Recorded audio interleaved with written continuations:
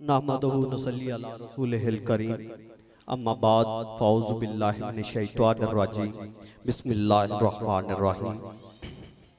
सबसे पहले मैं अपने तमाम आने वाले मुअज़्ज़ज़ मेहमानान गिरामी, अपनी माएँ, अपनी बहनों और अपने तमाम बच्चों का शुक्रिया अदा करता हूँ कि आपने इतना वक़्त गुजारा और पुरसुकून तरीके से बैठे रहे, मामलात को डिस्टर्ब नहीं होने दिया। लाइट ने बहुत तंग किया लेकिन आपने बहुत साथ दिया, बहुत शुक्रिया आप सबका।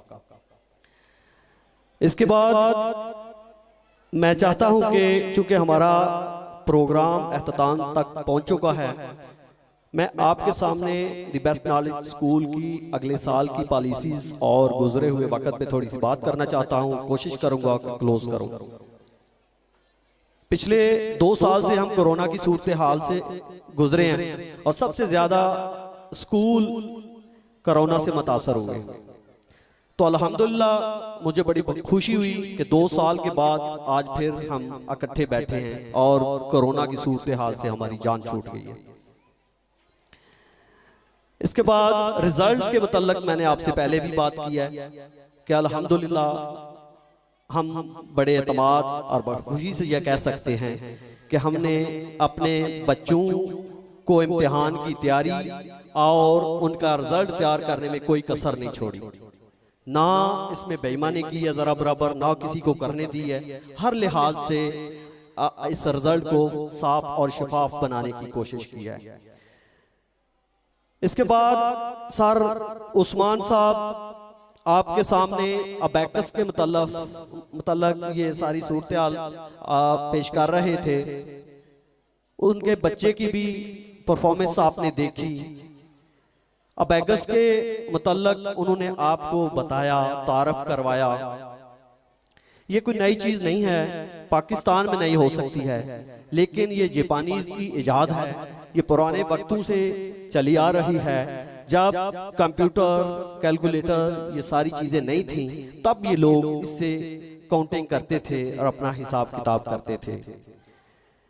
इसके जो फायदे हैं वो सर ने आपके सामने रखे हैं कि बच्चे इसको एंजॉय भी करते हैं और उनके जहन की नशोनुमा भी होती है। जैसा कि आपको पता है, जिस तरह एक कबड्डी का प्लेयर या क्रिकेट का प्लेयर कामयाब होने के लिए मुसलसल मेहनत करता है, अपने जिस्म को ताकतवर बनाता है और फिर इस मैच को जीतता है, इसी तरह हमारे दिमाग के भी मसल्स होते हैं। इनकी प्रैक्टिस और वर्जिश की हमें अशद जरूरत होती है ताकि हमारे बच्चों का दिमाग ताकतवर और सेहतमंद हो सके। बदकिस्मती से हम अपने जिस्म, अपने बच्चों के जिस्म के मुतल्लिक तो बड़ी सारी वर्जिशें करते भी हैं और जानते भी हैं, लेकिन दिमाग की वर्जिश के बारे में ना कभी हमने सोचा और ना कभी कोशिश की। तो अबैकस जो है वो सीधा और सिंपल सा आपके बच्चों के जहन की प्रैक्टिस है। उनके जहन को पुख्ता करेगा, ताकतवर बनाएगा, उनका हाफजा ठीक करेगा। अबैकस के मुतल्लिक हम पिछले 6 माह से सोच रहे हैं, समझ रहे हैं, इस पे वर्कशॉप्स हो रही हैं, ट्रेनिंग्स हुई हैं। आज से 3 माह पहले हमने फैसला किया था कि हम इंशाल्लाह अपने स्कूल में ये लागू करेंगे और बच्चों को सिखाएंगे। लेकिन उसके बाद फिर हमने देखा कि अब साल एंड पे है, तो हम इस टाइम अगर क्लासेस में ये चीजें शुरू करेंगे तो बच्चे डिस्टर्ब हो जाएंगे। इसलिए हमने फैसला किया कि हम नए साल के आगाज से ये शुरू करेंगे और इससे बच्चों को ज़हनी तौर पे फायदा पहुंचाने की कोशिश करेंगे। इसके लिए इससे पहले भी हमारी 3-4 स्टाफ की मीटिंग सर उस्मान साहब से हो चुकी हैं, जिन्होंने बाकायदा तौर पे उन्होंने टीचर्स को बताया, समझाया और तारफ करवाया। इसके बाद भी ये जो कल से लेके तो यकम तक बाकायदा तौर पे हमारे टीचर्स की ट्रेनिंग उस्मान साहब से होगी, ताकि वो बाइकर्स को अच्छे तरीके से समझ जाएं, क्योंकि ये हर किसी के बस की बात नहीं कि उनको समझ सके, लेकिन जिसको समझ आ जाएगी उसके लिए ये मुश्किल नहीं होगा। बच्चे इसको एंजॉय भी करेंगे और इससे सीखेंगे। तो इस अबैकस को हम लागू कर रहे हैं 2 क्लास से लेके 8 क्लास तक। छोटी क्लासेस में भी हम अभी तजर्बा इसका नहीं करेंगे और बड़ी क्लासेस में इसलिए नहीं कर सकते कि उनका बोर्ड का इम्तिहान होता है, तो हम उनको डिस्टर्ब नहीं करना चाहते। लिहाजा हमने जो फैसला किया है वो ये है कि हम 2 क्लास से लेके 8 क्लास तक बच्चों को अबैकस की प्रैक्टिस करवाएंगे और इसके मतलब बच्चों को समझाएंगे। तो मुझे उम्मीद है कि इसका बहुत फायदा होगा। इसकी बाकायदा तौर पे वीडियोस भी YouTube पे आपको मिल जाया करेंगी और इंशाल्लाह इससे हम भरपूर फायदा उठाएंगे। उसके बाद जी, अगर किसी इदारे का मैनेजमेंट सिस्टम बेहतर है ना, तो वो इदारा तरक्की करता है। अगर किसी इदारे का मैनेजमेंट सिस्टम फेल है तो वो नाकाम है। जितना मर्जी उसका अमला लायक हो, उसके बच्चे लायक हो, जो मर्जी हो, लेकिन अगर स्टाफ और बच्चों में अंडरस्टैंडिंग नहीं है, काम को समझने की सलाहियत नहीं है, तो वो फेल है। अभी आपके सामने मैरिज हॉल में बैठे हैं, फर्ज करें इनके अमले को नहीं समझ आती, चाहे इनका खाना जितना मर्जी अच्छा हो, लेकिन अगर खाना जगह पे नहीं पहुंचता, टाइम पे पानी नहीं मिलता, तो आप इसको क्या कहेंगे, जितना मर्जी मजेदार खाना हो। तो मैनेजमेंट बड़ी अहमियत रखती है। मैनेजमेंट के लिए जितनी जदीद टेक्नोलॉजी से फायदा उठाया जाएगा, उतनी मैनेजमेंट आपकी बेहतर होगी। क्यों कि इस बदलते हुए दौर के साथ जिस इंसान ने जदीद टेक्नोलॉजी से फायदा नहीं उठाया, वो दुनिया के साथ कदम मिला के चल नहीं सकता। उसको हालात को देखते हुए अपने आप को तब्दील करना पड़ता है। लिहाजा जहां पे कोरोना के इन 2 सालों में दुनिया बहुत पीछे चली गई, दुनिया बहुत परेशान रही, लेकिन द बेस्ट नॉलेज स्कूल की मैनेजमेंट ने ना आपके बच्चों का साथ छोड़ा, ना उनकी पढ़ाई का नुकसान होने दिया। जब मौका मिला घरों में क्लासेस शुरू कर दी और टीचर्स को ग्रुप की शक्ल में मीडिया के थ्रू ऑनलाइन लेक्चर और हदायत शुरू कर दी। जब मजीद हालात खराब हुए तो हमने क्या किया कि हमने एप्लीकेशन खरीद ली, मोबाइल एप्लीकेशन खरीद ली, ताकि अगर वालिदैन स्कूल नहीं पहुंच सकते, बच्चे स्कूल नहीं पहुंच सकते, तो हर वालिदैन अपने घर में बैठ के अपने मोबाइल के ऊपर एप्लीकेशन डाउनलोड करें, वो अपने बच्चे का आईडी नंबर और पासवर्ड डायल करे और अपने मोबाइल से अपने बच्चे की मुकम्मल कारकर्दगी, मुकम्मल तफसील अपने घर में बैठ के देख सके।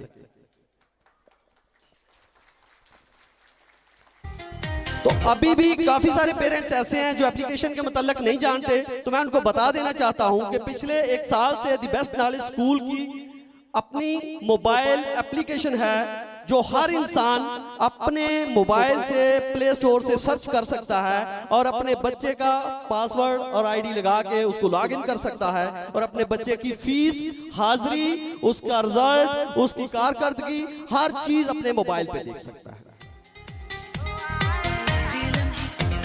इसी तरह जहां पे हमने वालिदैन के लिए एप्लीकेशन का बंदोबस्त किया है और आपको सहूलत दी है, उसी तरह ऑफिस मैनेजमेंट के लिए भी हमने सॉफ्टवेयर का इस्तेमाल करना शुरू कर दिया, जिससे हमारी जो मैनेजमेंट की जो जरूरियात है वो आसान हो गई और हम अपने पेपर वर्क से निकल के बच्चों पे ज्यादा तवज्जो देने के काबिल हो गए। जो वो वक्त हम ऑफिस में बैठ के पेपर वर्क में गुजारते थे, अब सॉफ्टवेयर के जरिए हमारे लिए बहुत आसानी हो गई और हम वो सारा वक्त बच्चों को देते हैं और सॉफ्टवेयर से हेल्प लेते हैं।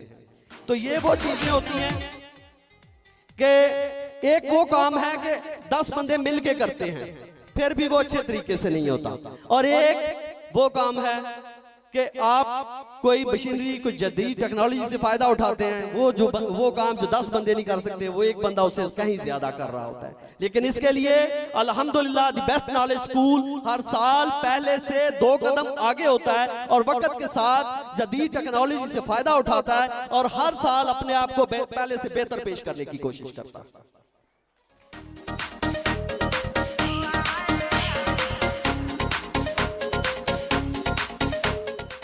इसके साथ ही मैं अपने तमाम स्टूडेंट्स जिन्होंने पोजीशंस हासिल की, जिन्होंने परफॉर्म किया, उन सब की को शाबाश देता हूं, उनको मुबारकबाद देता हूं।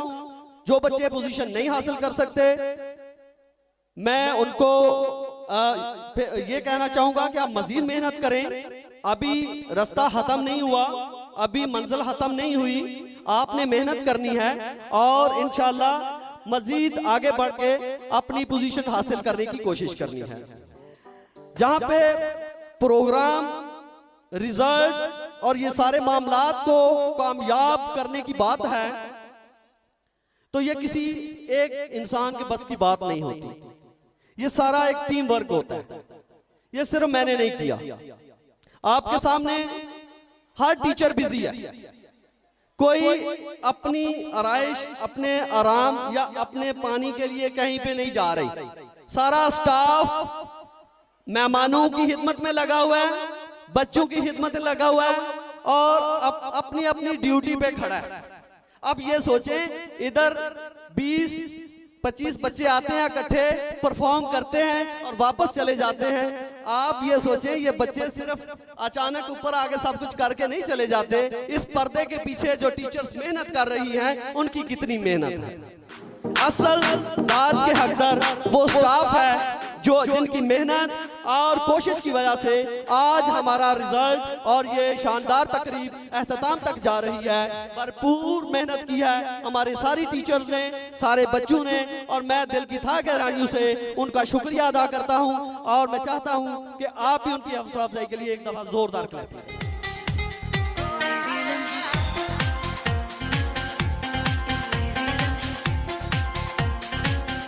जी, मैं सबसे पहले हाफिज साहब वेटर से कहूंगा कि प्लीज खाना सर्व करना शुरू करें। हाफिज साहब प्लीज खाना सर्व करना शुरू करें, टाइम थोड़ा है। इसके बाद जी, आज अल्हम्दुलिल्लाह द बेस्ट नॉलेज स्कूल का ये रिजल्ट, ये तकरीब आपके तावन से बड़े अच्छे तरीके से एहतमाम तक पहुंच चुकी है। मैं बहुत शुक्रिया अदा करूंगा आप सबका कि आपने बड़े तहम्मुल मिजाजी से काम लिया है और बड़े सुकून से आप सारे बैठे रहे हैं। आप सबका बहुत शुक्रिया। मैं आपको बताना चाहता हूं कि आज 24 तारीख है, कल 25 तारीख से लेके दोबारा जब छुट्टियां हैं स्कूल में, 25 तारीख से स्कूल से छुट्टियां तमाम बच्चों को, दोबारा स्कूल 1 अप्रैल को स्टार्ट होगा।